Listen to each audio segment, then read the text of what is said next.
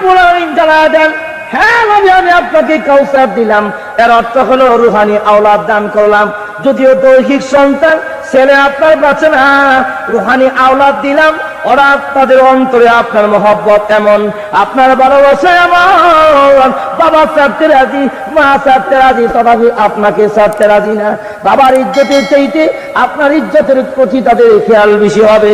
সন্তান স্ত্রী পুত্র দুনিয়ার সব ছেড়ে দিতে রাজি, কিন্তু রাহমাতুল লিল আলামিনকে একটা মুহূর্তের জন্য ছাড়তে রাজি না। সামাইল তিরমিজির মধ্যে উল্লেখ করেছে আল্লাহ রাসূল সাল্লাল্লাহু আলাইহি সাল্লামকে আল্লাহ রাব্বুল আমিন এমন প্রভাব দান করেছেন, উনি যেখানে বসা থাকেন স্কয়ার মাইল চতুর্দিকে 1 মাসের রাস্তা এরিয়া পর্যন্ত যত বড় শক্তিশালী, যত বড় বাহাদুর, যত বড় সাহসী লোক আসুক না কেন, এই এরিয়ার ভিতরে আসলে রাসূলের প্রভাবে তার অন্তর থরথর করে কাঁপত।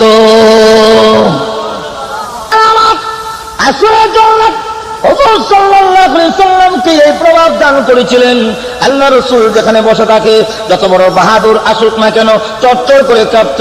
সাহাবায়ে কেরাম বলেন, রাসূলের দরবারে বসে কোনদিন আমরা চোখ তুলে তাকাতে পারতাম না।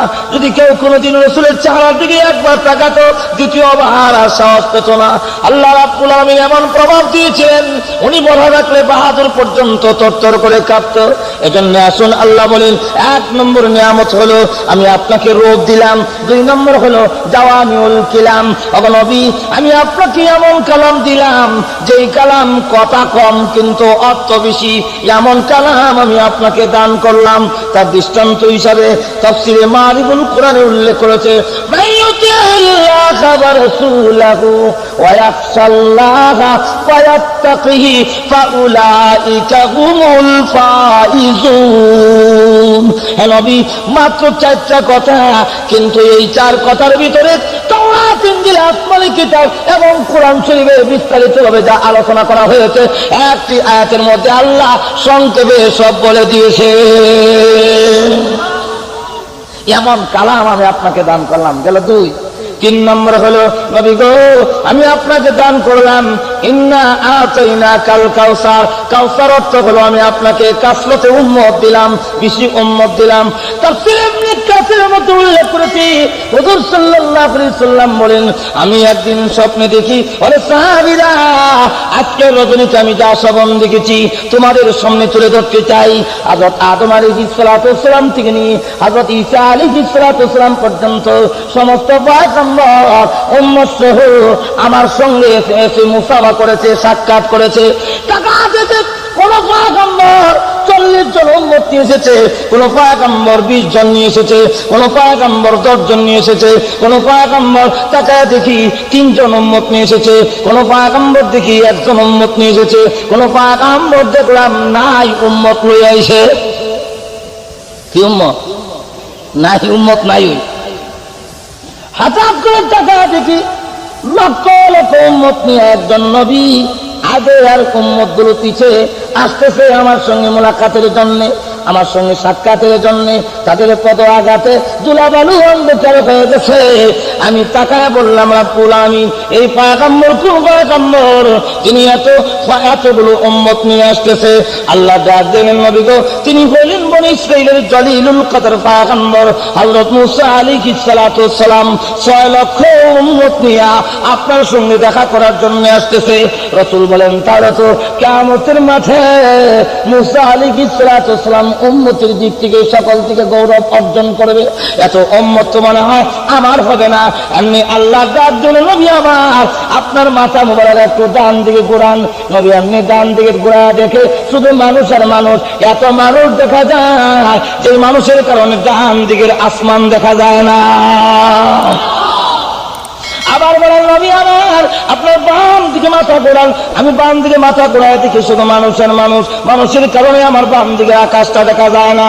আল্লাহ রাব্বুল আলামিন বলেন, নবী আমার লক্ষ লক্ষ নয় অগণিত মানুষ ডাইনে বামে যা দেখলেন এই সমস্ত উম্মত হইল আপনি নবীর উম্মত। ওরে আবু তালেব তুমি কি তোমার ভাতিজার কল্যাণ চাওনি? তোমার ভাতিজার ভালো চাও নাকি? হ্যাঁ অবশ্যই চাই। তাহলে আর 1 মিনিট দেরি করো না, তাকে নিয়ে বাড়িতে চলে যাও। কারণটা কি? কারণ হলো এই দেশে তার অনেক দুশমন আছে, তারা যদি জানতে পারে তোমার ভাতিজাকে হত্যা করে ফেলবে, অথচ হত্যা করতে পারবে না। দুনিয়ার কেউ মুহাম্মদকে শহীদ করতে পারবে না।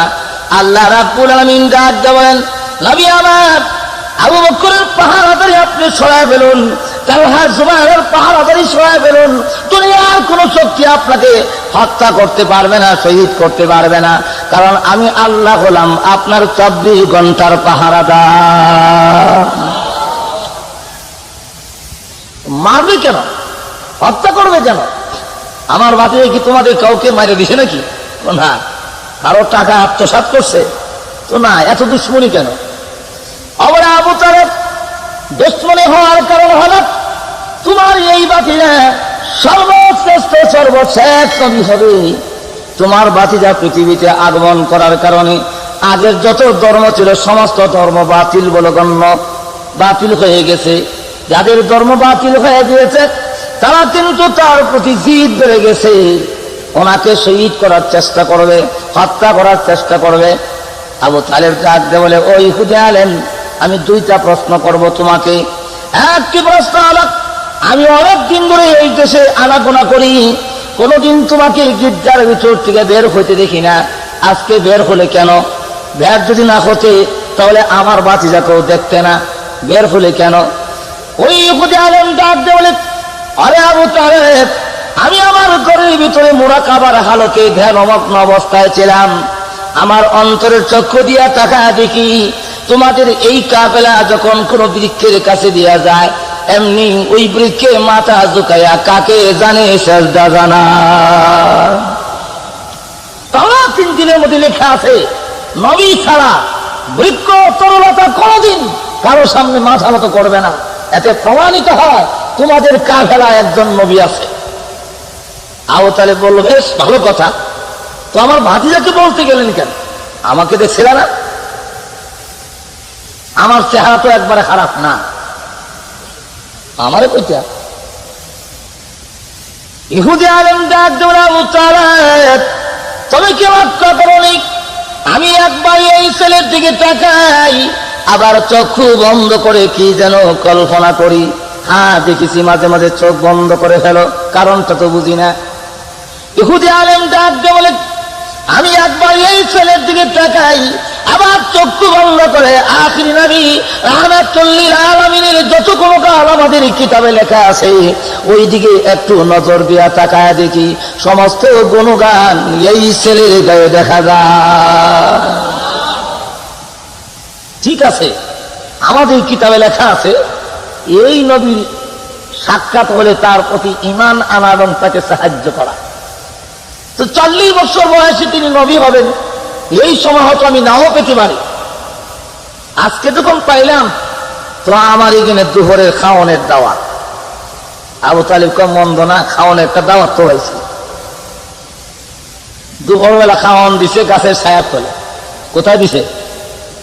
ঘুমাই গেছেন কেন নাকি আপনারা? এত জোরে সোনা পান, কোথায় দিছে? গাছের ছায়ার তলে খাবার দিয়ে। ওই ইহুদি আলেম লক্ষ্য করে দেখে যার উসিলা খাবারের আয়োজন করা হয়েছে তিনি তো নাই। জিজ্ঞাসা করেন, আবু তালেব, তোমার ভাতিজা কোথায়? আমার ভাতিজাকে ওট রাখালি এবং তাবুর দায়িত্ব দিয়েছি, আমরা মুরব্বীরা আগে খাবো, পরবর্তীতে আমার ভাতিজা এসে খাবে। ইহুদি আলেম ডাক দিয়ে বলে, আবু তালেব, যার উসিলা খাওয়ানোর আয়োজন করলাম তাকে বাদ দিয়েছ। বিয়ার রাত্রিতে জামাই ছাড়া জামার বাপকে যদি আনা হয় তথাপি খাওয়ান দেওয়া হয় না। এই তাজপুর শেরপুর এলাকায় দেয় তো নাকি? আরো যেরকম দেয়। বিয়ার রাত্রিতে জামাই ছাড়া জামাইয়ের বাপ যদি আসে, ঘুমাই গেছেন গা শোনো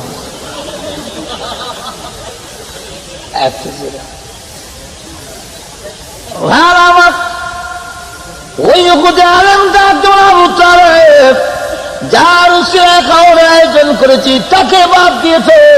খোদার কসম করে বলি, ওই ছেলে খাবারে অংশগ্রহণ না করলে একটা লোকমা খাবার তোমাদেরকে দেওয়া হবে না। আবু তালেবকে বুঝছি বাতিজা না এলে খাওয়ানো হয় তেমন না, রসুলকে আবার আনবো। আল্লাহ নবী এসে দেখেন সকলে গাছের ছায়া দখল করেছে, তিনি আবার রৌদ্রে বসতে হয়, হাতে প্লেট নিয়ে যেই মাত্র রৌদ্রের দিকে পা বাড়ালেন এমনি তাকায় দেখে গাছের ছায়াটা গড়ে গড়ে আল্লাহর হাবিব রাহমাতুল লিল আলামিনের দিকে চলে গেছে। ইহুদি আলেম ডাক ধরে, আরে আবু তালেব টাকা দেখো, যেই ছেলের জন্য গাছের ছায়া পড়ে যায় সে যে আল্লাহর পয়গম্বর, খোদার কসম আমার আর সন্দেহ রয়েছে না উনি আল্লাহর নবী। আর দেরি করো না, বাড়িতে চলে যাও। ইতিমধ্যে তাকায় দেখে 20-25 জন ঘুড়সওয়ার ঘোড়া দৌড়ে কি যেন তালাশ করে। ইহুদি আলেম ডাক বলে, ও ঘুড়সওয়ার বাহিনী কি তালাশ করো? তারা ডাক দিয়ে বলে, আমাদের বাদশা আমাদেরকে প্রেরণ করেছে, যেই নবী আসলে আমাদের ধর্ম বাতিল বলে গণ্য হবে। এই নবী নাকি 12 বছর বয়সে চাচা আবু তালিবের সঙ্গে ব্যবসার উদ্দেশ্যে আজকে এই জায়গায় অবস্থান করবে, এটা নাকি আমাদের কিতাবে লেখা আছে। তাই আমাদেরকে প্রেরণ করেছে ওনাকে গ্রেফতার করে হত্যা করে ফেলার জন্য, যাতে আমাদের ধর্ম বাতিল না হয়। এমনি চোখ টিপ দিয়া ওই ইহুদি আলেম ডাক বলে, ওরে আবু তালেব আমি কি বলি নাই, আমাদের কিতাবে সব লেখা আছে, আর দেরি করো না, বাড়িতে তাড়াতাড়ি চলে যাও। যেরকম সুবহানাল্লাহ।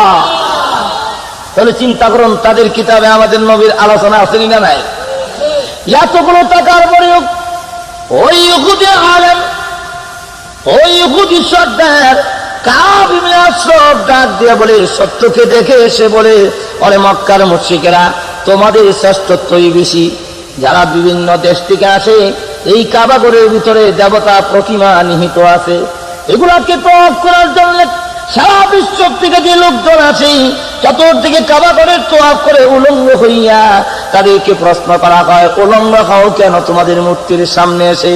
ওরা জবাব দেয় যে এই কাপড় পরিধান করে আমরা গুনার কাম করি, এই কাপড় পরিধান করে মাবুদের সামনে কেমনে আসি? এই জন্য কাপড়গুলো ফালাইয়া দেই। কেমন বর্বর চিন্তা করেন, কাপড়গুলো তো শরীরের সাথে লাগানো হয়, তারপরে খুলে ফেলে দেয়।